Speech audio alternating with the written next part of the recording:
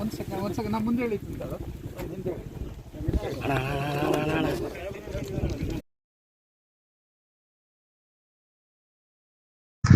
Dam deem ಢೂಮ್ dish ಪಟಾರ್.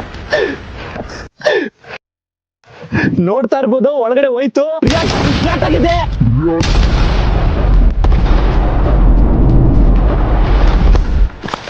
ಓ ಮೈ god, ನೋಡ್ಬೋದು full bomb blast.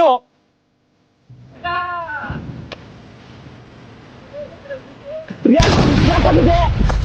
ಓ ಮೈ god.